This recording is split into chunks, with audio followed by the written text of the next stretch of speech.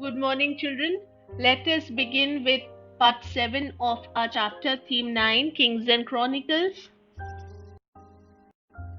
Information and Empire. The keeping of exact and detailed records was a major concern of the Mughal administration. The Mir Bakshi supervised the corps of court. Writers Vakya Navis, who recorded all applications and documents presented to the court, and all imperial orders, that was Farman. In addition, agents that were called as Vakil of nobles and regional rulers. They recorded the entire proceedings of the court under the heading News from the Exalted Court. That was Akhbarat-e-Darbar-e-Mualla, with the date and time of the court session, that was called as Peher. News reports and important official documents traveled across the length and breadth of the regions under Mughal rule by imperial post. Round-the-clock relays of foot runners, that were called as Qasid or Patmar, carried papers rolled up in bamboo containers. Qasid or Patmar.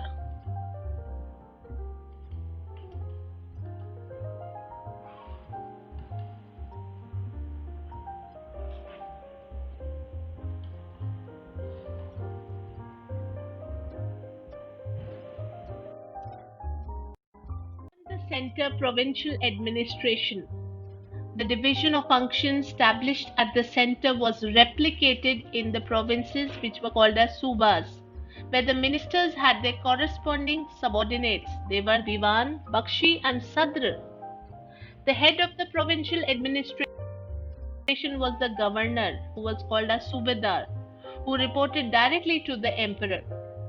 The sarkars into which each suba was divided or each province was divided often overlapped with the jurisdiction of Faujdars, who were the commandants, who were deployed with contingents of heavy cavalry and musketeers in districts.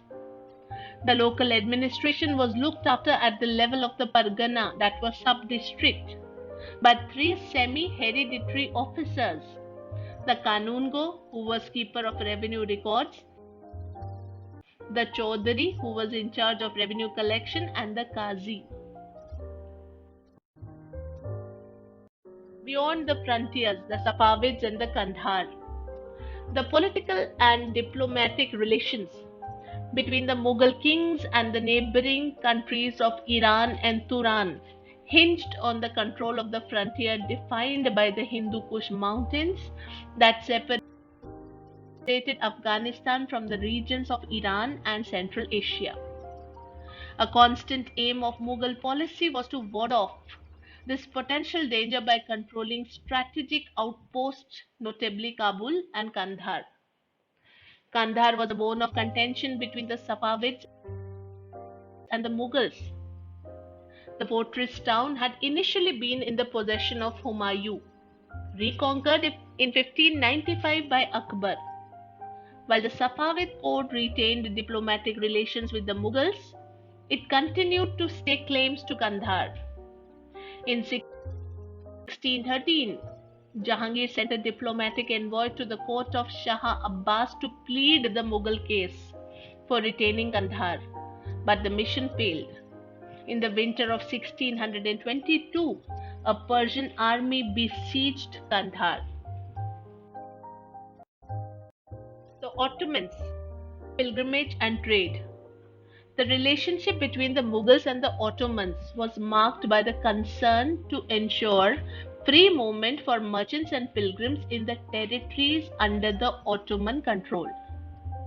This was especially true for the Hijaz, that part of Ottoman Arabia where the important pilgrim centers of Mecca and Medina were located.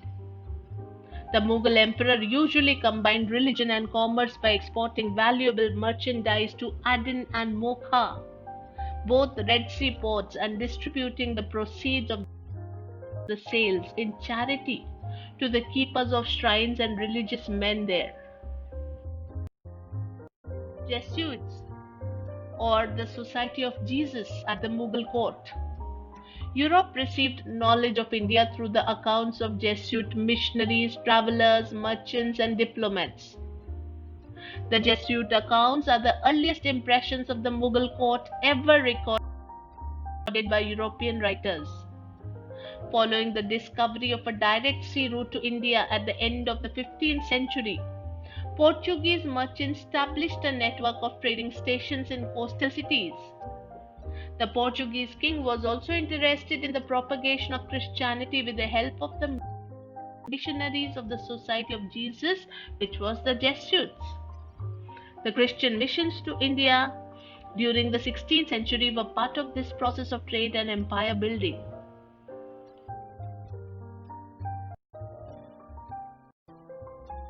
Akbar was curious about Christianity, and he dispatched an embassy to Goa to invite the Jesuit priest. The first Jesuit mission reached the Mughal court at Fatehpur Sikri in 1580 and stayed for about 2 years here. The Jesuits spoke to Akbar about Christianity and debated its virtues with the ulama.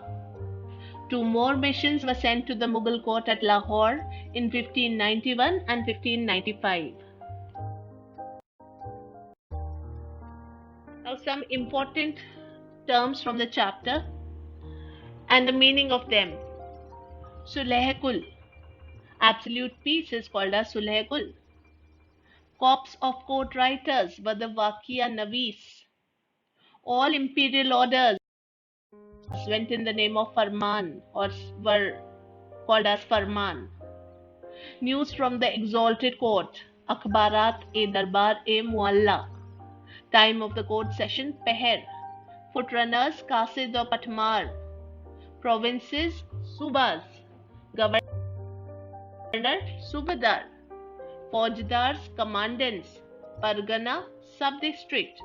Kanungo Keeper of Revenue Records. Chaudhary in charge of revenue collection. Public hall of audience Diwan-e-Aam. Hall to hold private audiences Diwan-e-Khas. Architects Mimar. General titles of the Mughal emperors Shehenshah, that meant King of Kings. Jahangir, World Caesar.